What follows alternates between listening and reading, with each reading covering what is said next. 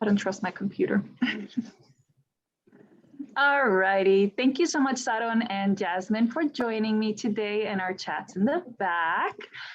Today, Jasmine and Saron will be talking about school counseling specifically, but also more specifically talking about the things that they learned on the job.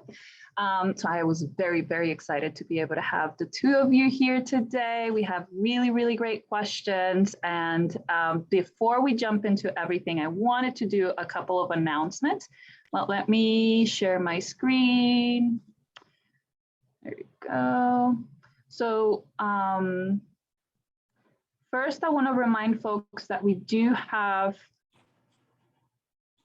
have the refueling station at the Vacc. So if at any point in time you need a snack, maybe you forgot to bring something to eat, you just need something to go, feel free to pass by, and we have a couple of snacks by the big windows at the Vacc in the back. So that's just a reminder for everybody. I couldn't find the flyer for this, but we also have the clothing exchange still going on. So if at any point in time there's clothing that you need, it could be anything. We have I think we have up to sizes extra, extra large and down to sizes small. And so feel free to come in, look through the closet, pull something out, whatever you need or want. And if there's something that's just laying around that you want to make sure other people receive it, you can also drive by and bring it in and put it in there. And also a quick reminder that we will also have Emilia next Tuesday at 10 a.m. So feel free to make sure you sign up or ask any questions you may have for Emilia. We will also have in a couple of weeks from now, we'll have Dr. Tasha Becton. She's going to be doing an Ask Me Anything because it feels like Dr. Becton just does it all. Supervising, brain spotting, a parent, just as she teaches, research, just all the things. Really excited to have Dr. Becton here. Then we're going to have Dr. Camila Pulgar, and she's going to be talking about suicide prevention. Absolutely love, love, love Dr. Pulgar as well. And the amount of advocacy that she does for the Latinx population, it's just makes me smile every time. And then we're going to have on the 15th, April the 15th, we're going to have Carolina Guisar, a dietitian, and she'll be talking about nutrition and mental health. So please, please, please join us and be on the lookout for the flyers. Alrighty, so let's go ahead and jump in. So Saron and Jasmine, do you mind introducing yourselves? Please and thank you. Sure thing. My name is Saron Fantahun. I should know how to introduce myself by now. I'm a second year doctoral student in the counseling and counselor education PhD program here at the University of North Carolina at Greensboro. I was specifically in terms of this talk, I was a school counselor for 3 years, full-time, and then I did a bit of a part-time work as a long-term sub as a school counselor at another middle school. Both of these are middle schools, yay middle school all the way, at my internship site when I was in my master's program. And then I did my practicum in an elementary school. Yeah, right. So I've been around schools for a little bit of time. Okay, thank you so much, Saron. So my name is Jasmine Garland-McKinney. I use she and her pronouns. I am also licensed as a school counselor, but in the state of North Carolina. I am also a clinical mental health counselor associate, so I have dual licensure. I received dual licensure after finishing my master's degree at East Carolina. What else? I'm blanking. I got my undergrad degree from NC State. I'm North Carolina through and through, North Carolina native, and I hope to stay here after graduation. I'm also in the second year of the PhD program here. I'm also a mom. I have a 5-year-old and I have 2 dogs, and I'm married to my husband, Quincy. And yes, I think that's pretty much all about me. I have to remember to let Jasmine go first and when we do these, and because I think of like so many other things, like my undergrad, where I went, what my major was, because it wasn't psychology, and like all these things. But I don't think you missed anything, Jazz. I think you covered. I always feel very awkward whenever people ask me to introduce myself because it's always that moment of like, who am I? What did I do? That's such an existential question. I don't know. And then I leave out all these things that maybe aren't even were probably important to name given the context of it all. So I appreciate that. So let's go ahead and jump in with some of the questions. So a person asked, how can we best maintain work boundaries as school counselors if we are asked to do, also in parentheses there, they asked if we're asked to do many tasks outside of our school counseling duties. So I think they meant that like boundaries just altogether seems like a big word when it comes to school counseling. Some of it related to like students and teachers, but also like role, like tasks that are assigned to all school counselors. I think one of the things that I would say that I learned within my master's program and that some of my professors really instilled in me, and then even some of the school counselors that I worked with in practicum and internship, is that there is a lot of misconception around what school counselors do within the field. And so administrators, oftentimes principals and assistant principals, unless they have a school counseling background, because there are some principals who have been school counselors before, which is a great insight to have as an administrator, but that's not often the case. So if your administrator doesn't have that background, it may be that they don't know 100% what's in your scope of practice. And so having those conversations with them to say like, hey, this actually isn't what I should be doing. But that also takes a large amount of, number one, vulnerability and the ability to be able to speak out for yourself, which is often hard, especially when you're new on the job. But I think just kind of taking ownership in your role, saying, hey, this is what I'm here to do. This is how I can help my students, how I can help the kids here. This is how I'm going to be most effective. And doing this is not going to be effective to the kids here. Yeah. Oh, go ahead, Saron. I think, Jazz, you hit some important pieces like knowledge of what your duty is and what it's not, and like differentiating of like what you are capable of as a school counselor, and even as like me as a specific school counselor is different from Jasmine as a specific school counselor, and like our strengths are different just naturally. So understanding yourself and like that self-awareness, I think, is huge. And in order to advocate for yourself, you have to know where your limits are, and going back to those boundaries that you were talking about, Melissa, from the start, whether we're talking about with admin or with students.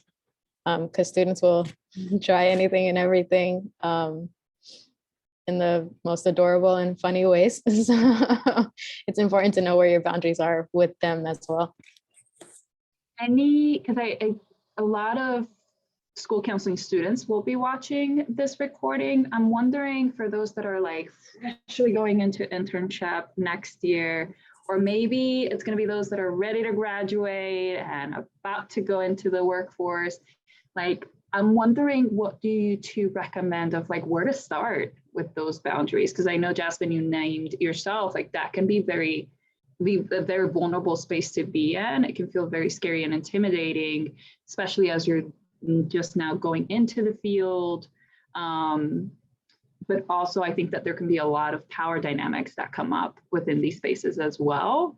And so any like specifics that you two may have, whether it be that what you did as a school counselor, or that maybe you've observed with time or learned over time as well. Definitely. One of my biggest things for those that are going into the field and about to graduate, I think as you're applying, ask those questions. Like, what are your expectations of me as a school counselor? You know, what specific roles do you think that I would play in the school? Like, how will I fit in? Like the same, you know, the constant advice of like, when you go into an interview, they're not just interviewing you, you're also interviewing them. So I think taking that to heart of like, as you get these interviews rolling in, as I'm sure all of you watching this will be, you know, feel free to ask those questions, because that does make a huge difference in whether what your life will look like as a school counselor at that school. Go ahead. I would also say too, like collaboration is so important. Like there are so many school counselors in the field that have been in the field for 25 plus years. And I think talking to them, because they've also, not only have they probably been with multiple administrators who have multiple different perspectives and ways of doing things within the school, but they also have seen the shift of school counseling to be from what it was in the past to what it is now. And so I think just talking with people is helpful to get different perspectives of like, hey, do you think I should be doing this? Or I don't think I should be doing this. What would be your advice on how I could approach my admin to say, I don't really think this is in my scope of practice. And I find that people are generally very, very willing to talk, particularly school counselors. And that can even start from your internship too, like learning from both your site supervisor and the ones you're working at your university or college. And then also using that internship site this was a big thing. I loved my internship because my site supervisor allowed me to do all these different pieces that like were of course touched on in my program itself. But also like having it come to life in this different way was like really beneficial in how I went through the rest of my career and how I'm still continuing, right? Those are like life lessons of the working world and the world of school counseling. I appreciate you saying that, Saron, because one of the things that I've come across with a lot of students has been this fear that being in a counseling program is not giving them the skill set to be able to go into a school counseling setting. I'm wondering if the two of you experienced some of that, whether that was true to you. I've heard that it is for many, unfortunately. And that's not specific to any program. It's just something in general that I've come across with school counselors. So I guess the question would be, one, if you experienced that fear as well, that when you were in the counseling program, were you afraid that you were getting the skill sets necessary to go into schools? And was internship, like what part did it play? Just kind of wondering about that whole perspective. I loved my internship experience. So when I did my internship, I actually got the opportunity to work as a school-based mental health clinician. So I got to interact with the school counselor and also do the school-based side of things. So I absolutely loved the internship experience. And I think that in itself is such a fundamental learning tool. You learn so much just being in a school as often as you are, because you have to get quite a few hours. So you'll be there a lot.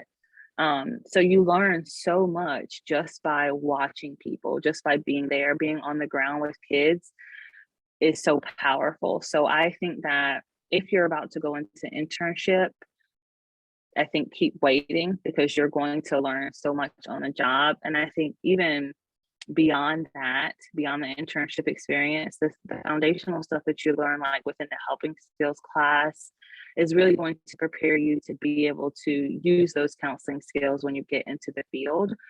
I just think sometimes it's really easy to be like, wow, the things we're learning right now are so theoretical that it seems very hard for me to see how this is going to apply in the field. And I can see that. And it is helpful once you get into the field, because you'll find that your brain now has been able to conceptualize things based on what you have learned within those foundational theories classes.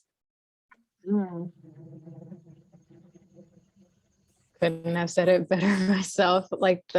I absolutely loved my internship, absolutely loved my master's program at the University of Virginia. And because the program taught me the foundational skills that I needed, right? Like people generally can know how to talk to people, sure, but like you don't know the helping skills and the specific counseling skills to help a client go towards their goals. So even like on that foundational basis, like you learn so much. And as frustrating as it might be, and as intense as it might be in the moment, or how how much it might seem like it's nonsense or what have you. I think it's the internship and going into the field in general is that part two of like, I have all this foundation. Now I'm gonna walk the walk, and it really shows up, you know, and you realize how much more you know than what you thought you knew while you were in the classroom. And I think that boost in confidence that you get once you're actually putting these things to practice and like wrestling with it in your head and making things happen, it just goes to show that you did learn more than you thought you learned while you were in the classroom. Sure, that's reassuring for everyone to hear as well. Okay, let me ask you this really great question that came through, and it's, can you speak to your experience of being a Black woman in school counseling?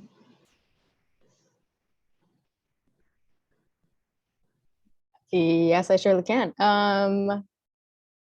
I had very interesting experiences. I think,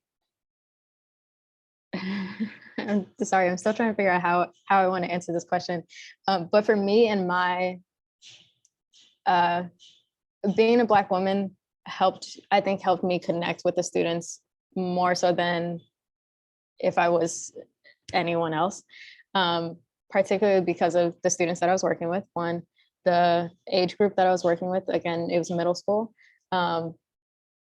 And like how my style generally is, like I'm pretty relaxed and chill, but I'm also the type to wear my J's and wear like hoodies and like really things that represent, now I'm thinking like hip hop culture and Black culture in general, but also pieces of me of like being Ethiopian, I think, like, and having that different perspective of like, I didn't only know what was in the United States. It's just like, I think it enhanced how I related to my students and allowed the students to feel more comfortable with me because they were like, oh, she might get this a little differently than, you know, someone else might. And I don't look like most of the educational field, right? And I don't look like most of the school counselors out there, which I don't see as a deficit in any way. I think it, again, I just think it helps. It helped me with the students. On the other hand, it also developed some interesting conversations with parents and interesting moments with parents and other adults in the building that I think just kind of perpetuated some stereotypes that are out there and made certain moments, like I dealt with microaggressions and et cetera, that also were not as beneficial to me as a person and or to my students seeing it, you know, like it was, there were definitely some rough moments. Yeah. That's an important part of the question. It's a really important one. And I think that both sides, right? The sense of connection that you're naming that you had with your students, the importance of visibility for them as well, I can only imagine, as well as like acknowledging other parts of what it like looks like to be a Black woman in any space, really, that's been dominated by white culture, really. And so, or whiteness as a whole is what I'm thinking about. So I really appreciate you naming that as well. I was going to say, I think for me too, I kind of have this not distorted view of it because I think I was very privileged in that the school that I worked at doing school-based mental health was predominantly Black. And so I had a Black male principal, a Black male assistant principal, a Black woman assistant principal. The school counselor was Black. And so I felt really at home there. And I think my experiences would have been really different if my administrative team and the people that I were working with looked different. I was also in a very rural community when I worked, and so it was very small. There was only one elementary school, which is the school I worked at. And so the community was very tight knit. And because most of the students were identified as Black, I'm sorry, I'm distracted. I got an email. Because most of the students were Black, they identified as Black, their parents also identified as Black. And so that allowed me to kind of foster some connections with them, particularly because I was doing the school-based mental health side of things, which means that like I got the referrals from the school counselor, because school counselors have so much on their plate, so many students, the caseload is tremendously way too high. And so for the really intense mental health needs, I would get those referrals. And so it was very necessary for me to have connections with the parents, because you're talking about mental health with a 7-year-old. And so you need to have established connections with their parents, with their guardians, whoever is in their lives. And so I think that that really helps me there. But yeah. And oh, the other thing I would say too is to be yourself, even if you're not Black. It's so important to bring yourself to the space as a school counselor, because that's what's really going to serve your students. My mom was a school counselor too, and I remember her telling me that she used to do like one of her students' hair. And so that was like a full circle for me, because when I went to the elementary school, one of my students was like, wow, you can braid? And I was like, yes, I absolutely can braid. And her mom could not. And so I would do her hair. And so it's just those little connections that doesn't necessarily have to be me having a one-on-one conversation with you and sitting in a traditional counseling setting. Even those are the moments where you help people. So I think just bringing yourself to any space that you go in to work in is so important. 1000%. I'd also like to say that Jasmine has also braided my hair in our school setting. So I definitely resonate with, I guess, Jasmine, your student. And I'd also like to, I think it's important to point out that the majority of my students were not Black students.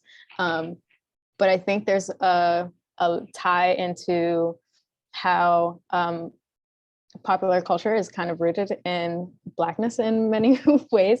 And so like what the students are using and what youth culture is reflected, is trying to reflect popular culture and specifically hip hop culture. So like it still made it easier for students to connect with me that I was showing up in this, which was a way that was authentic to me, but showing up in a certain type of way.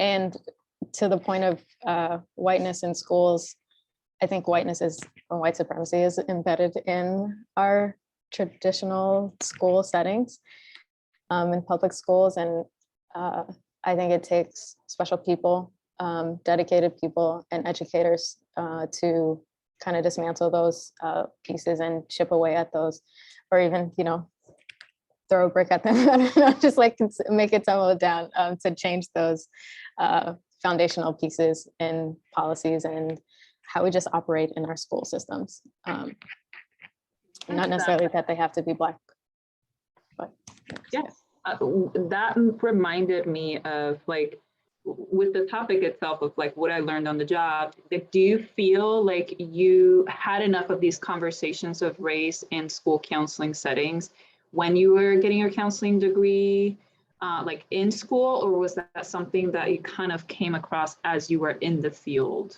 already? Like, does it feel like we're having enough conversations with that in school? College, higher education, I guess, yes. Yeah. In my master's program, I think they did a really good job of talking, like not shying away from, okay, let's talk about racism. Do I think it was enough? I think I learned a lot on the job in terms of specifically like how I would approach these situations. And there's nothing like being faced with it, whether it's by students, parents, or other adults in the building. And I think that hits in a different type of way than having that conversation in the classroom setting.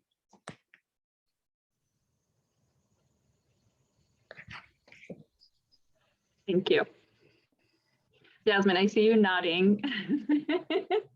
And I can't tell if it's just an agreement with what Saron said or if you have It was an agreement. of your own. It was an agreement. I would have said just that. Okay, Yeah. thank you so But I think much.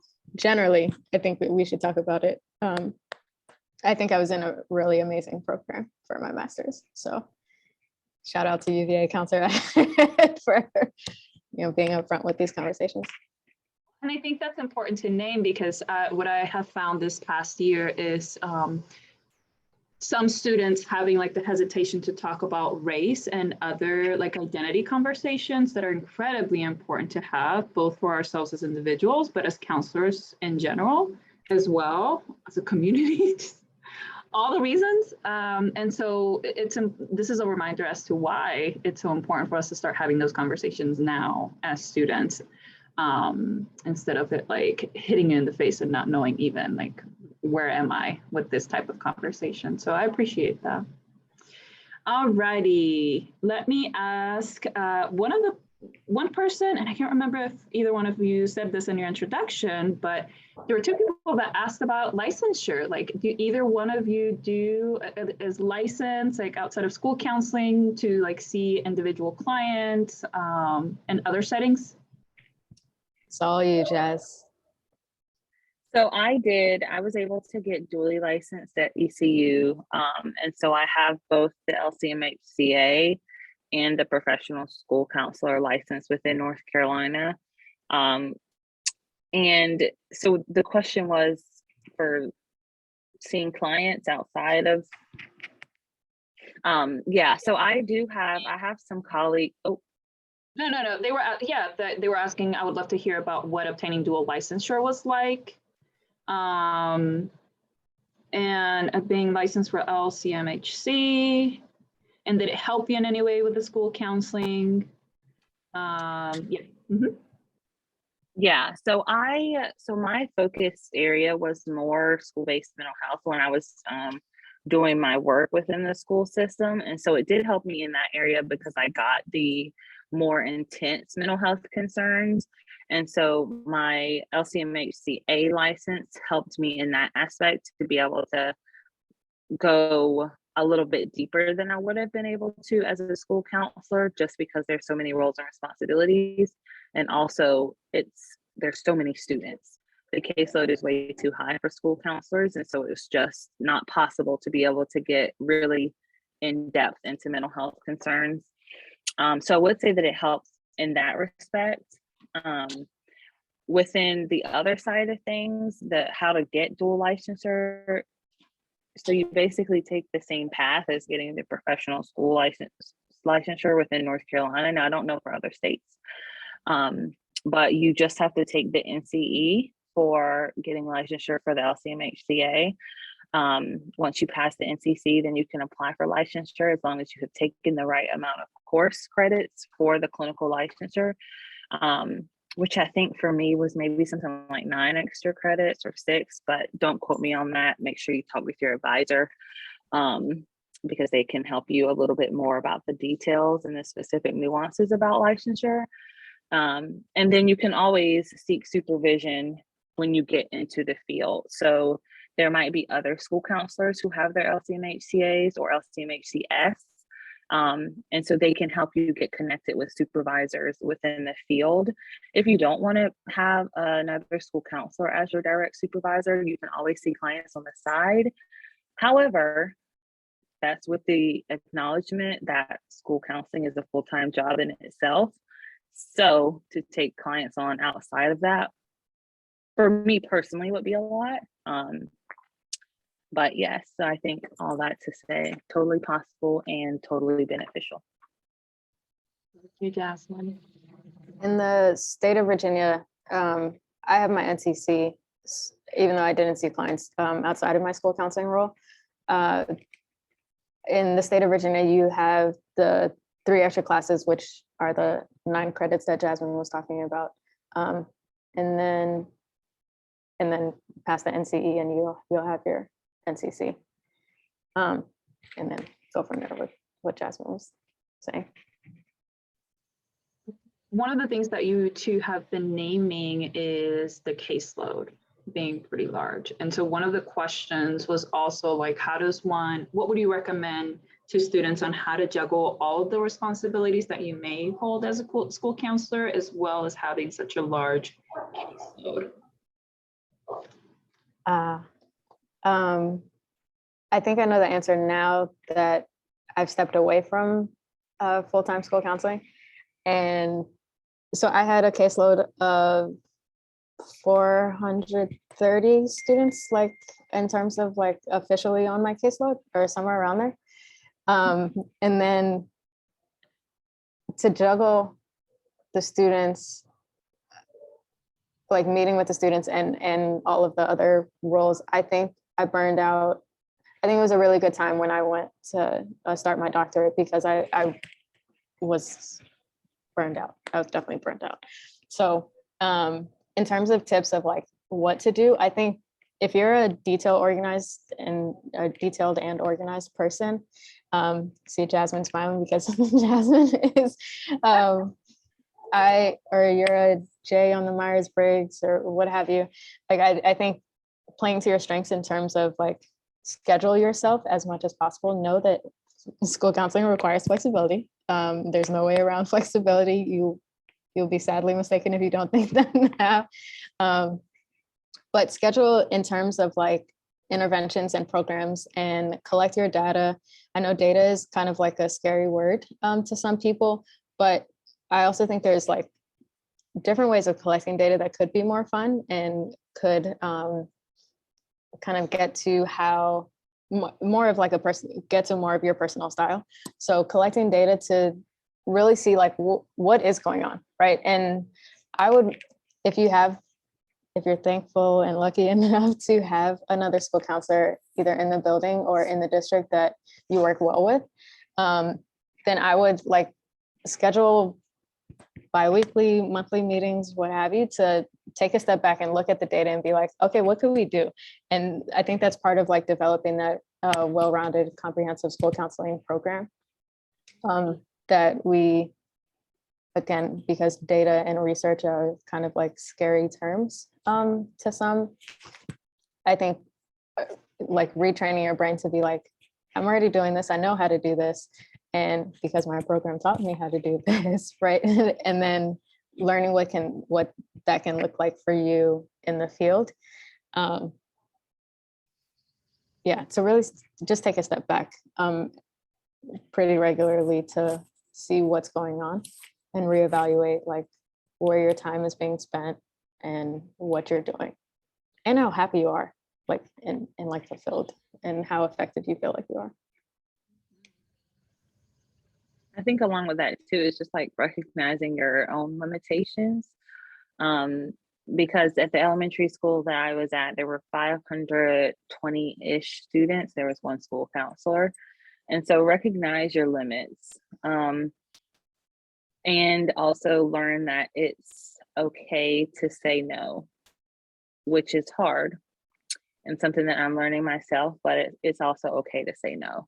If there's a committee that you're asked to be on, or if there is a special initiative that the school is looking to run, it's okay to say, I have a lot on my plate right now, and that might be a little difficult for me to take on at this time. That's a really good point. I did my best not to make promises to students because you never know what's going to come up.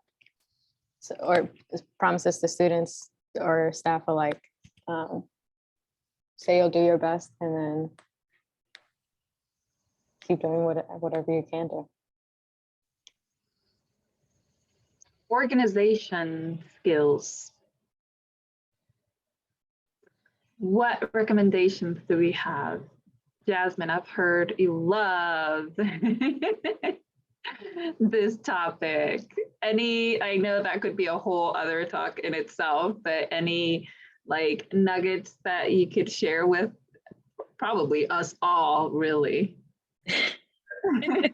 I could probably do like talk on organization and PhD programs, to talk about organization and master's programs, talk of organization and school-based mental health and school counseling.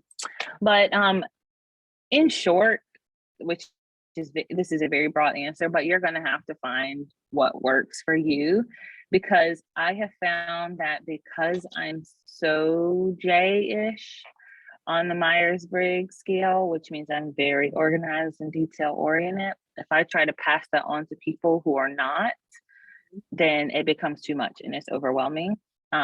So my advice would be to find what works best for you. So if that is labeling all your student contacts in Google Forms, having a Google form for that, so you know when you've reached out to a student.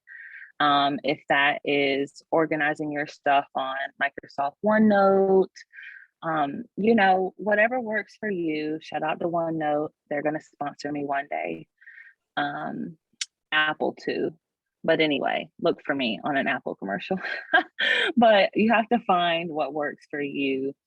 And honestly, though it is probably not the most comforting thing to say, a lot of organization comes with time on the job.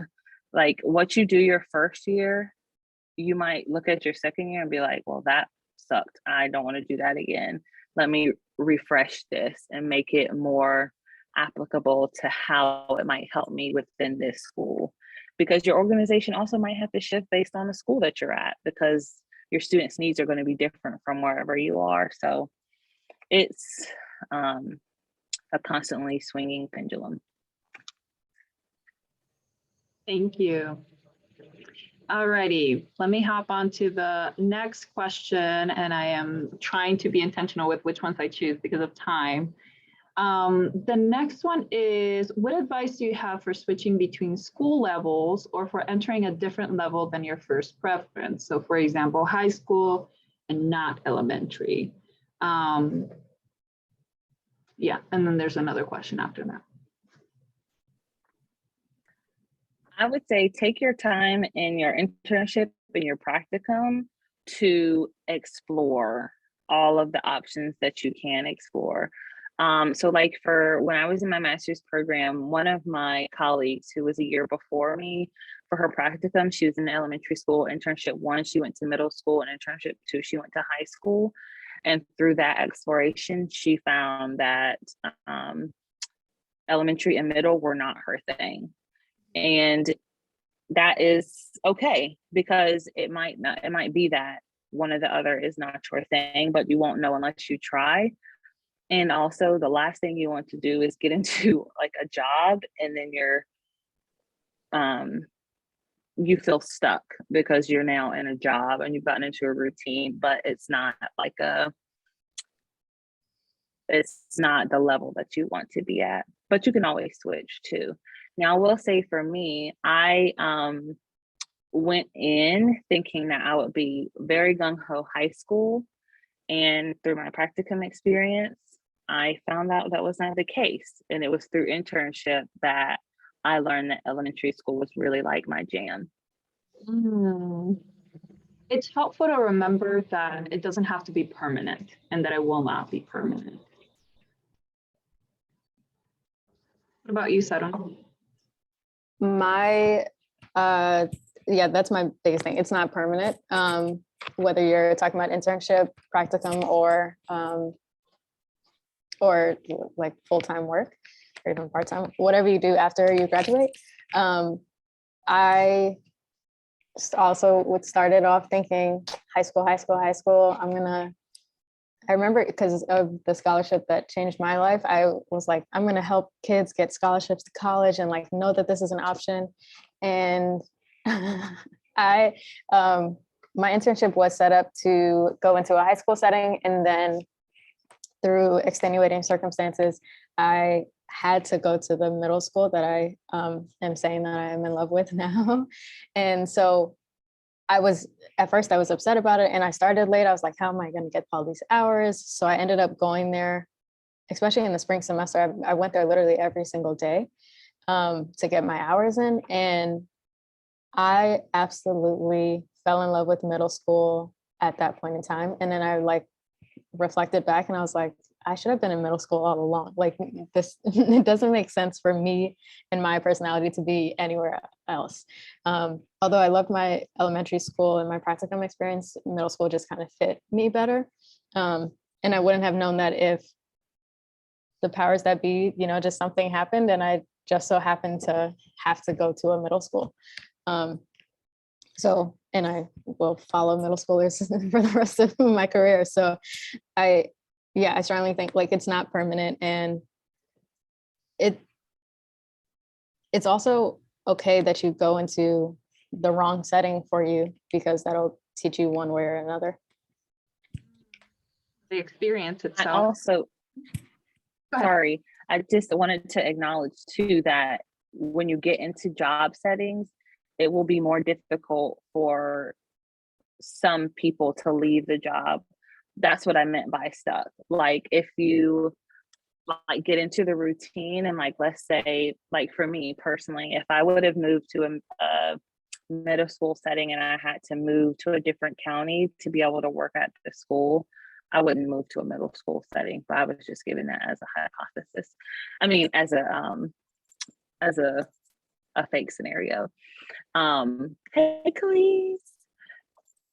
But if you like, let's say I moved to another county to be a middle school counselor, because I have a child and because I'm partnered, I don't think that I would, because I didn't like the middle school setting, I don't think that I would go to another job because I have now established roots within that county. So that's what I was saying about you don't want to feel stuck in a job. And that's why I was saying the internship and practicum are good trial experiences. I'm like, go ahead, coming in. For the part of the question of like how to prepare to work with different age groups than what you're used to, I was someone, like my experience up until now was always with high schoolers. And that was like my whole heart, and they still probably have like now half my heart. And middle schoolers have just stolen the other half right out of, like, I just love them, and I thought they would not be my thing. But something I realized I had to do very quickly was really, really go back and remind myself of like the different developmental stages, because there is a huge difference between an 8th grader and a 9th grader, and like where they are developmentally. Just like the switch from middle school to high school can bring a lot of different changes. You think about hormones and puberty and things like that that are going on within like different stages of their life. And so go back to the books, go back to one of my favorite is Erickson's developmental model. Like, I love that one. There's tons and tons of different ones that are out there. Just remind yourself, okay, generally speaking, what is like language to use with middle schoolers versus high schoolers? What are activities that are more geared towards elementary school kids versus high school kids? If you're talking about academic progress with a high schooler and you're addressing it with them, it's going to look very different than how you would maybe with like an elementary school kid, and understand like how to connect, how people in those different age groups feel connected, how they communicate, and then leave room obviously for the individuality of your students and really get to know, because developmentally is also going to change based on like the culture of the school, where it's located, the population, the demographics, leadership in the school, tons and tons of different things. So general, like get some background knowledge, just generally speaking, but then also like do your research and observe a lot when you get into a new setting. Ask the questions about the culture in the city or the town or whatever. Ask the culture about the work environment, who's there, some of the history of the students who've been there, what trends they see. But yeah. I think that's a helpful reminder too, because what I tend to see, and even as a counselor myself, is that when we come across specific, let's say the word client, right, that we're struggling with or we feel stuck with, immediately we tend to internalize that as in like, there must be something wrong with me. I'm not doing a good enough job. I just don't have enough to offer to this student. And those are really important reminders as well of like, what else is going on? I do think that it is an invitation to kind of check in with yourself as a counselor and like, okay, what needs to happen. And at the same time, like being aware of like, if for whatever reason I was to have to make that very drastic change all of a sudden, and I noticed that like my approach with a high schooler is not working with an elementary school student, it makes sense. Yeah, I just a little anecdote. My middle schoolers that I work with now, the first couple weeks would like kind of roast me because I was engaging with them like my high schoolers, where with my high schoolers, I'm super chill and laid back, really sarcastic. We joke around a lot more, where my middle school kids were like, they did not like that. I don't know what it was, but they did not like that. And so I realized with them, they need more energy from me. They need more silliness. They need me to match their level of energy, where I was like matching more high school, like, I just want to be out of here energy. And so I had to very quickly switch it up. Thank you, Julie. I felt that same shift when I shifted from high school to elementary school. It's very drastic. Be aware of that. Okay, one more question, because I know you all have somewhere to be as well. Oh, this one's a really good one. So what does it look like setting realistic goals with students?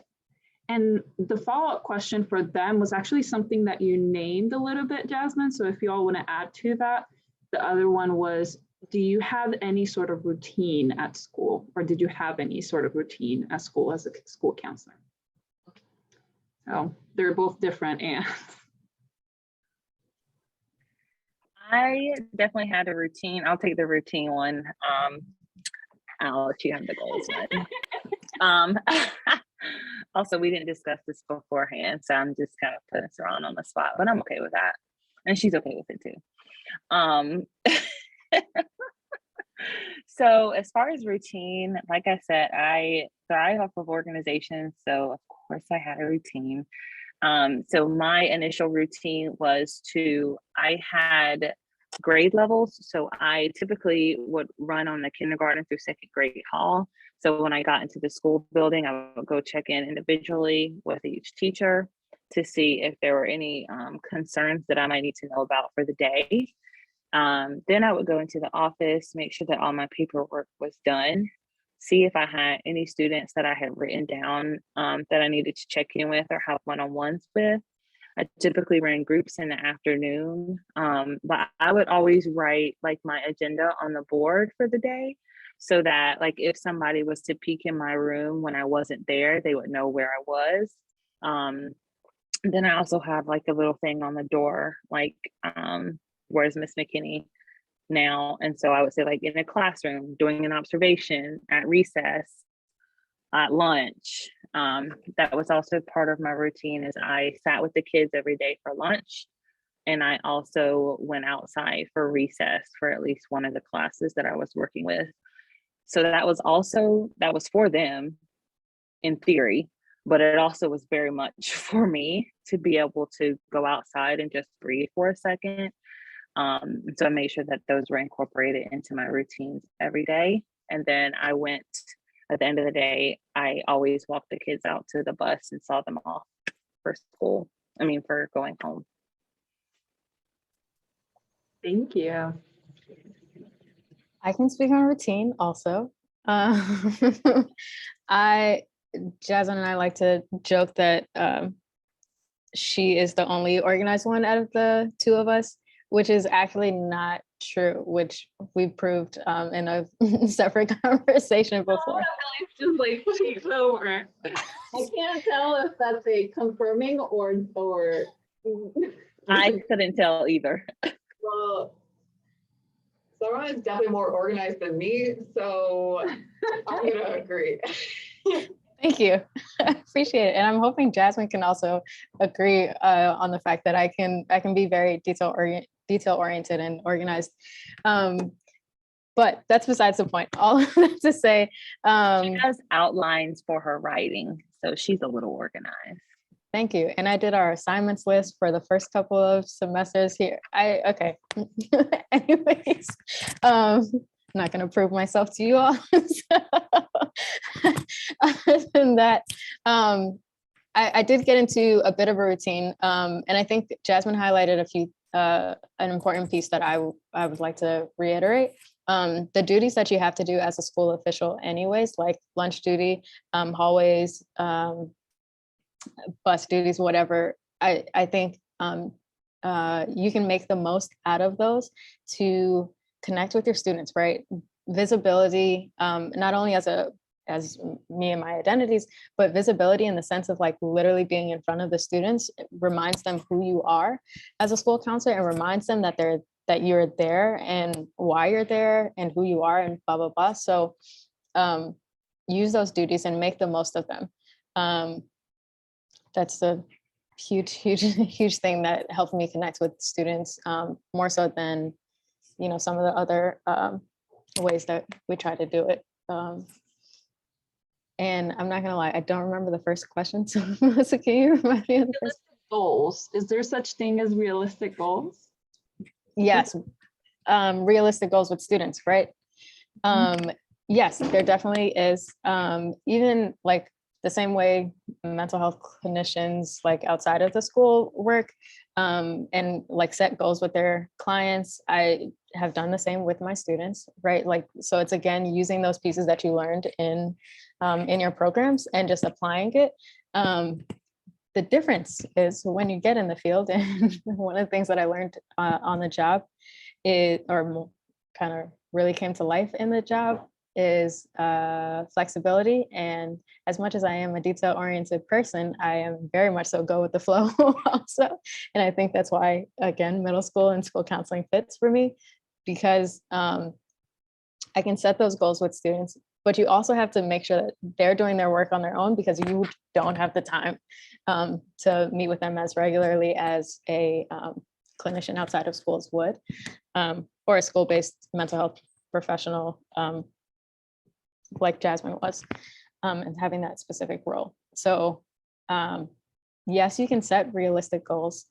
I think it's also important that that your student knows how realistic and what realistic means for you, as like it's a collaborative process, just like counseling in general. That is very much so a collaborative process, and you need to make the expectations clear for your students of like what your time and schedule look like, which you will quickly find out on the job more so than in the classroom. Yeah. And I would say too, with that, give yourself grace. Whereas like clinicians in the field maybe have like, I would say max probably like 35 clients on a caseload. That would be a lot. You're going to have upwards of 400.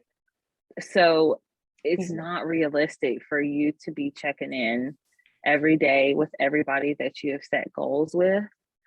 So give yourself grace in that aspect, that there's just a lot on school counselors' plates. Yeah. But there are like, I am one for use your creativity and use technology as much as you can to, like, if you want to check in with students, right? Like, especially I do this in my internship with 8th graders and onwards, and I realize the time here. I would set up a way to meet with students one-on-one, whether that means like they fill out a Google form and say like, this is me, this is what I love to do, these are my hobbies. And even if you just have that data sitting there for a while until you can actually get to it, you still have that, right? And when you meet with those students, or when those students come up in like staff level meetings, you could be like, oh, if I need to check in with this person, let me refer back to this. And so that's a way for you to, if you do attach a video to it and like have your face in it, right? And you can connect in that way. That's not necessarily taking up every single moment of your time or 400-minute or meetings. It's just that one way.